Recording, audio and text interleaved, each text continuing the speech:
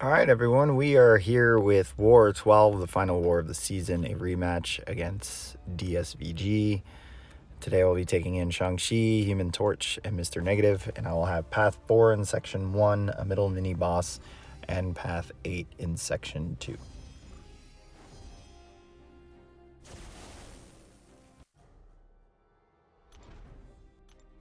All right, so we decided to have someone else take this Immortal Abomination just in case the debuffs got a little carried away from the running on fumes and therefore built up the poison stacks on Shang-Chi before he could cleanse them and refresh that those cleanse charges. So you're going to see me boost here, and I'm waiting for someone to take down Abomination, and then I'm going to be taking this Terrax on insult to injury with Shang-Chi. Now you guys have seen me do this fight before. This one I can say gets a little bit more dicey than in the past. So this is probably the worst this fight can go. Obviously it can go a lot worse, and you can just keep trying to parry and assume you parried it and you didn't. But you'll notice here that I never actually get rid of the heal block debuff due to the number of armor breaks that I gained throughout the fight. And there I thought the parry would have stuck. So got smacked in the face a little bit for my mistake, and you're going to see I don't make that mistake again. But just going through that cleanse wushu, stun wushu, there I decided that instead of dropping SB2, I'd bait out the special so I don't have to worry about his SB2. And you can see the armor stacks are just building along with the weakness, so I'm not actually able to shrug off that heal block. So this ends up doing a lot more damage to me than in the past. But here we're creeping up on our second SB2. And we're going to drop the stun wushu and then drop the SB2 when he's done on the first hit. So about as bad as the fight can go without you actually playing poorly. Just from the insult to injury, preventing your ability accuracy, or lowering your ability accuracy. So next, taking this Mordo on Power Alternator and Steady Build Up Fury. Going to throw the Invulnerability Boost just in case he does get pushed to SB3 between Power Alternator and his power gain. However, I am going to throw SB1 almost immediately whenever I get it so that he doesn't gain any extra power. We do have the White Magneto pre-fight here, so parry, medium, light, medium is the game plan, and we don't have to worry about his evade and therefore his degen from the evade. So you'll see it's going great so far. Played passive right there due to the power gain. We got a lucky heavy in to remove it or end it. Still sticking with this medium, light, medium, intercepting him enough. Sometimes intercepting with Human Torch can be bad because you don't build your temperature, but luckily this isn't a fight. And their heavy hitter was active, but I went ahead and hit him anyways. It knocked him out. All right, and then my middle mini boss is Doom on Power Snack. I managed to get a Mr. Fantastic Petrify placed, and the benefit of having that placed for this fight is that I don't have to wait for his aura to fall after he fires SB1 before I can drop my SB2. So parry heavy to build all this light energy. We're going to build to 9. I'm going to block and bait attacks so that I can evade counter. And he happened to throw a heavy there. So now we're at 9 dark energy. So now I'm going to go back to building some light energy. We're going to do, I think, a couple parry heavies here. We're going to bait out this last SB1. And we're going to convert this 8 and then drop this SB2. So combo to SB2. So it's 17 dark energy, but you're going to see 20 degen debuffs. That's just because of the synergy bonus with Shang-Chi, where I get 10% chance to get another degen per degen I place. So, and down he went. So 3 petrifies and 20 degeneration debuffs, and he's gone. All right, so you'll notice that I 6-hour boosted earlier. It's because I figured I'd have enough energy before I went to bed to take down my Section 2 fights and not worry about fighting tomorrow or the next day. So Sasquatch here with Human Torch on Encroaching Stun. I am going to use the Human Torch pre-fight here. We want this fight over as fast as possible. Game plan again here is just parry, medium, light, medium. Just building those incinerates. Making sure that we're not too aggressive to push them to SP3.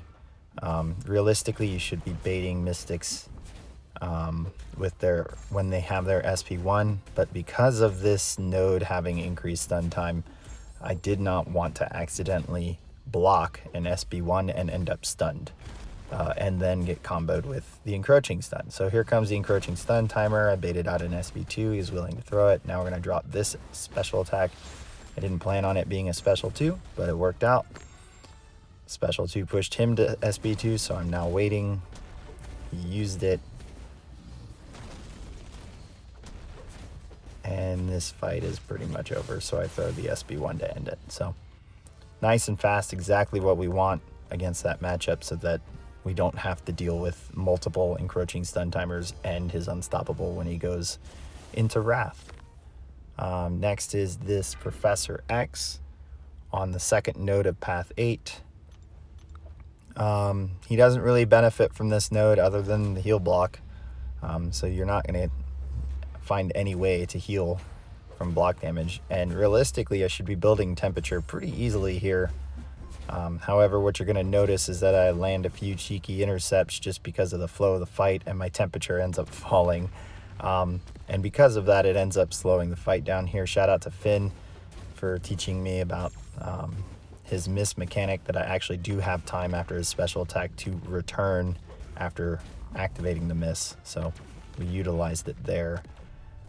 And our temperature is at 0 just because he's not being an aggressive AI and I'm not getting too many blocked hits. So we actually have to deal with the miss mechanic in this fight. Throws this SP1, I go and trigger miss, and I decide to drop the SP2 so we can get some Nova Flame active.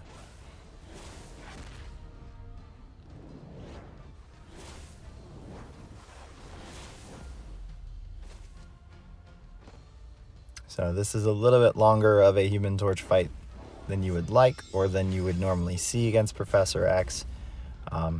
In hindsight, I probably should have just ended combos and immediately went to block and just let him hit me, but I guess I was just feeling my Human Torch self with intercepts and parry. So easy fight nonetheless.